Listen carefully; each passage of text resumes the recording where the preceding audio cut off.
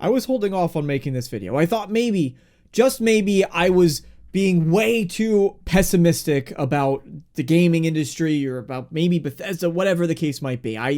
Instead of DeMarco Dude, I was being DeMarco Grump, and I was that old man sitting, yeah, kids can get off his lawn and prices are too damn high. And I thought I was the problem with these new additions, that there were people out there, and I was going to be that guy in the corner yelling, quit having fun. But hey, I'm just not big enough of a Fallout fan.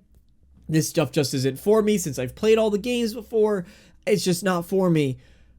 I thought I didn't want to poo on anybody's fun. And then I saw Maddie release his video, and I realized I'm actually not alone in this. And coming from him, as big of a Fallout fan as he is, he credits his channel to Fallout in particular.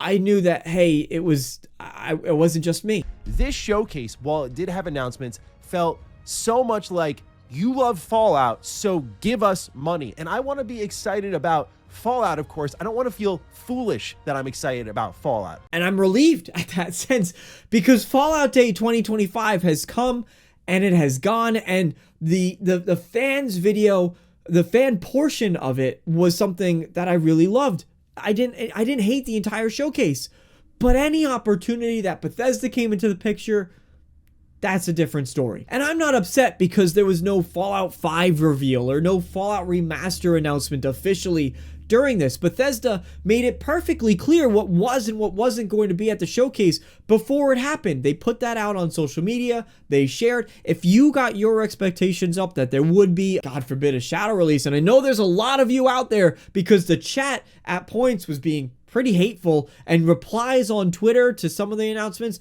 was being even worse. So I know that there were people who got their hopes way, way out of place, and I'm going to be honest, that's on you. That's not the reason I'm angry. Would I have loved to see it? Would it have helped change the tone of this video? 1,000%.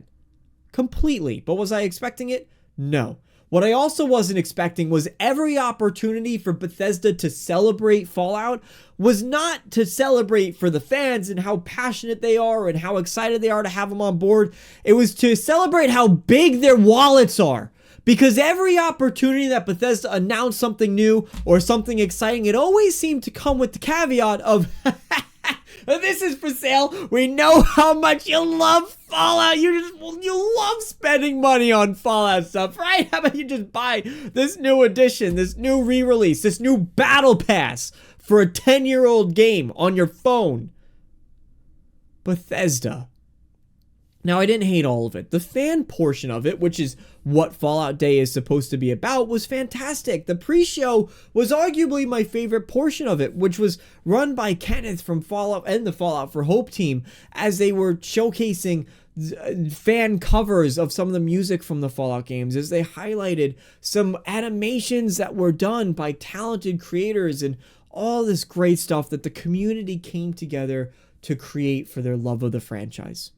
And that part was exciting. And it was all done in the name of raising money for St. Jude's charity, which I am a big supporter of. Fallout for Hope, I think, is one of the best things from the gaming community. I even ran my own inspired by event, Stars for Change, before the release of Starfield, where we raised $2,000 for St. Jude Children's Hospital. And it is still to this day, one of the most proud things I've ever done on this channel, and most of that came from two very generous supporters, but the rest was from all you guys helping to make that possible and helping to make one of the best nights I've had in a long time. I'm still grateful to the creators that partnered with me on that event.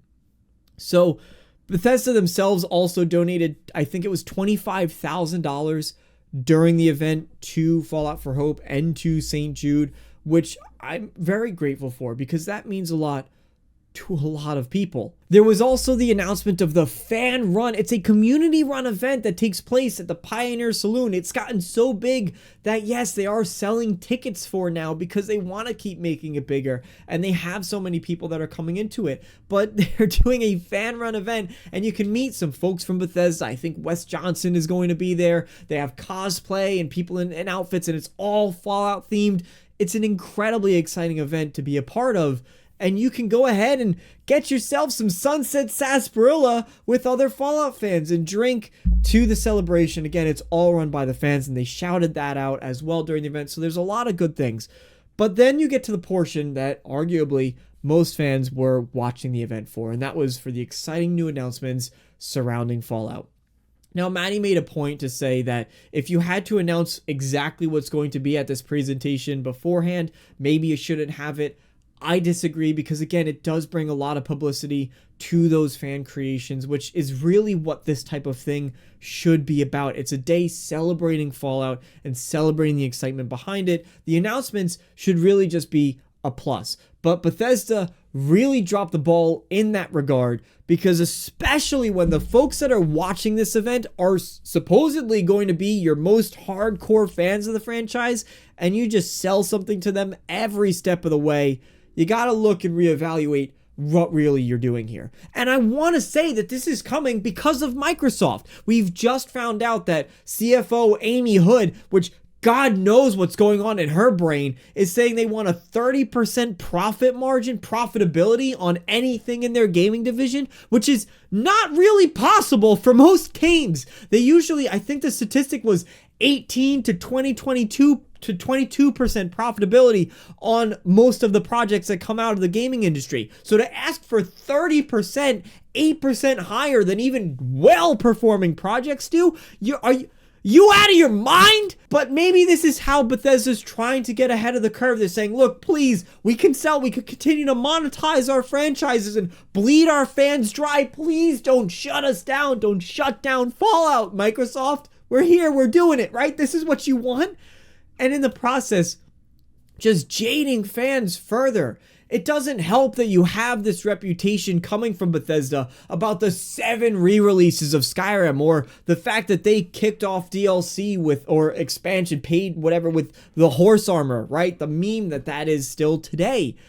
Doesn't help when that's the company that's pushing it. You have still in the memory of Fallout fans the canvas bag shortage when Fallout 4 released for that collector's edition. The mess of Fallout 76 and the heavy monetization that you placed here. And then to celebrate Fallout, you come out and you announce a $150 version of a 15-year-old game. But it comes with a plastic statue and a pin and some patches. Really?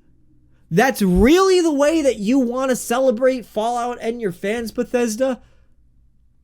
And again, I want to say that this is Microsoft.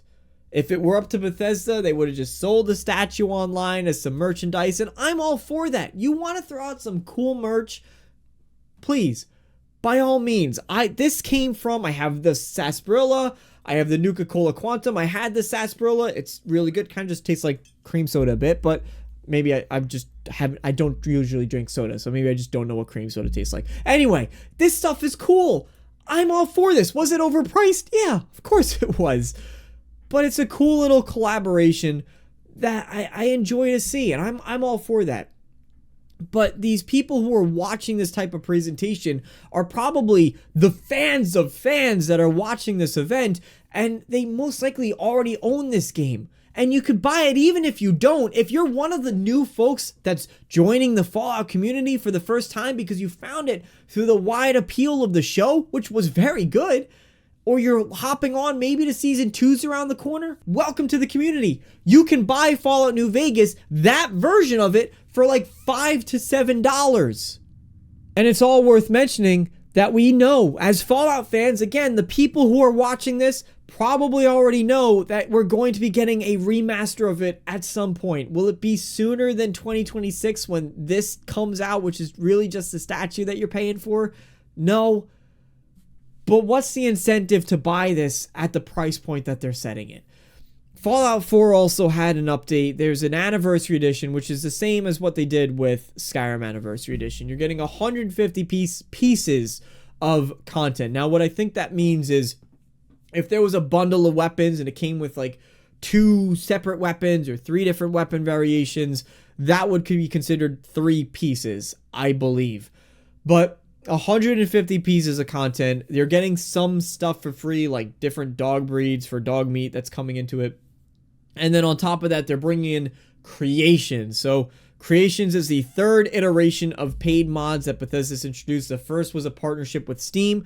Didn't work out. The second was Creation Club. Obviously, they brought that back, or dialed that back. Now it's Creations, and this is effectively paid mods. It's a bit of a better arrangement. Creators can set their own prices. They do have some official partnerships with Bethesda that they work and collaborate on to make some bigger creations that come out. In fact, one of them that they did tease, they actually have the original voice actors coming back to play the protagonists for this, which is pretty damn cool. Like, out of anything that was announced, that was probably the coolest that they're bringing them, because obviously that's one of the drawbacks for any Fallout 4 content, is if you have to find a way to reuse voice lines, or just at this point, I guess maybe you could use AI to do it, but I'm sure the voice actors wouldn't really like that too much. And I will say, Creations 2, like, having going back and played Skyrim recently, and I'm still working my way through it, there's some creations that honestly are really quite great, and I don't mind supporting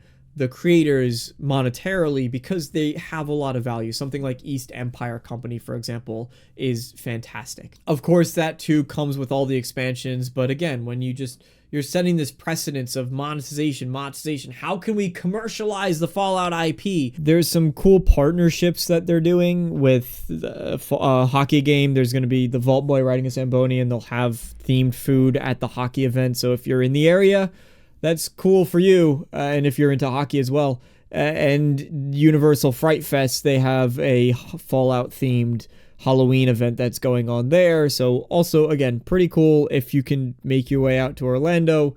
Universal Studios, have fun. And finally, if the insult to injury, Fallout Shelter, the 10-year-old mobile game, they have a brand new update for it. Could they have stopped at, hey, we have a brand new update?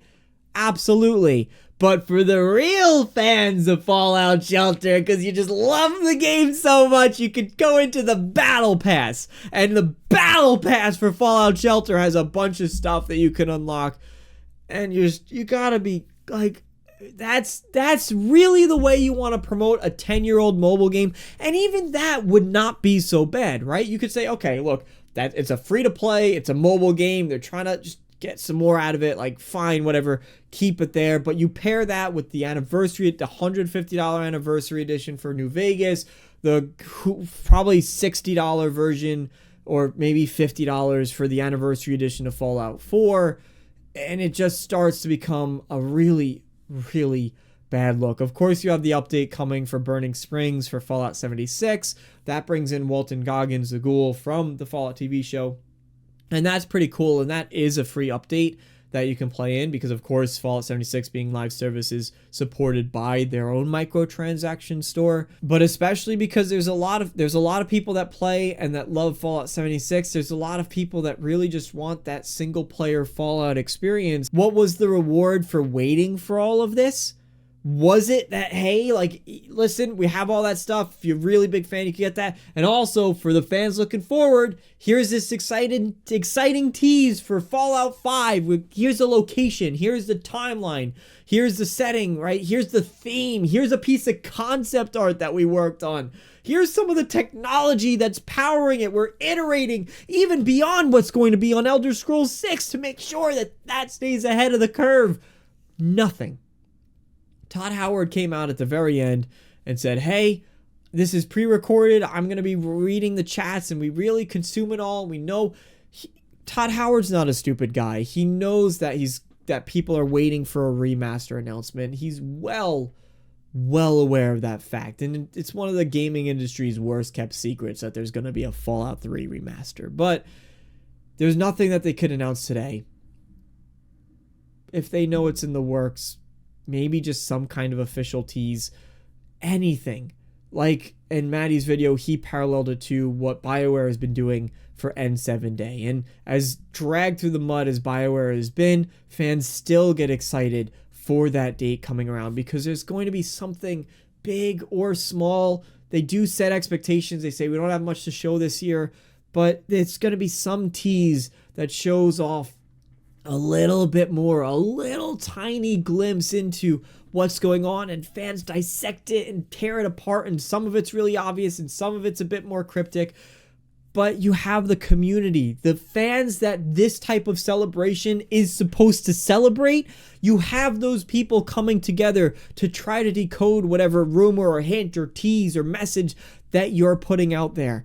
And that's part of the excitement of being involved in a community if you are one of these bigger fans. And for the rest who don't want to do that, you can sit back and know that, hey, someone out there within probably 15 or 30 minutes, if that, maybe that's being a little bit rude, they'd solve it sooner, that you'll have something new to chomp at the bit for. You'll have content creators talking and making videos on and just getting the discussion going and looking forward to what's next. But unfortunately, that didn't come. Did Todd Howard acknowledging that he knows what we're looking for and that something's coming next, is that nice to see? 100%. Does that make up for it not being there when everything else in the showcase seemingly was around your wallet? Not really. And that to me was the biggest disappointment. Now, I get it. Fallout is bigger than it's ever been before. And it pains me to say this on some level, but it's probably bigger than Elder Scrolls at this point. But it's clear where the focus, at least it was made clear where the focus is in that popularity. And it's not necessarily on you. It's on your wallets. As exciting as it is to see the community management team step up and make some pretty cheesy jokes and thumbs up their way off stage, I love that. There's a charm to it. I'm here for it. But what it seems like you guys are here for, I keep pulling this up, is my wallet. And that's not how you should be treating the fans, in my honest opinion. I want to give a massive shout out to Bethesda, though, for bringing out someone like Kenneth, and there were some other creators there as well to help support a massive charity.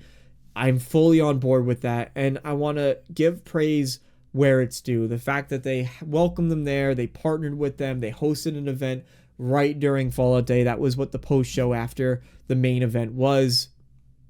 Congratulations to Ken and everything he's done for St. Jude, for charity, and congratulations and thank you to Bethesda for officially supporting it the way that you guys have. Greatly appreciate that. But hopefully next year when it comes around, Bethesda really will have listened to the feedback. At that point, it's going to be closer to when some of these announcements will be ready to be made anyway, so I think that bodes well. But it's not so bad. I don't want Bethesda to feel pressured as though, hey, they did a fun, exciting event last year where Jess was getting turned into a ghoul throughout the presentation, and that was to go for the ghoul update for Fallout 76, so they had a nice little tie-in there. I don't want Bethesda to think that they did that big production and now they have to do it every single year. That's not the case. They can take a step back and say, hey, we love you guys. There's some sales on our merchandise. Here's a new little thing and here's a tease, right? I don't think it needs to be this big production value thing every year. But hopefully if they do next year, it's a little bit more for the fans and less for your wallets. Or I should say Microsoft's bank account. Anyway, thank you guys so much for watching. Let me know your thoughts down below. If you're into Fallout, if you're into Elder Scrolls, I'm excited for that one still. I'll maintain my hope for what Bethesda can do with the next Elder Scrolls, because I mentioned in some past videos, but Bethesda developers were really hungry to get back into the Elder Scrolls universe. So that's pretty exciting. So if you're into any of that stuff or other RPGs like Exodus, like the upcoming Expanse, Witcher 4, consider sticking around. Appreciate your support. Thank you guys so much for watching this ramble. And as always, I hope to see you all next time. So long, everybody.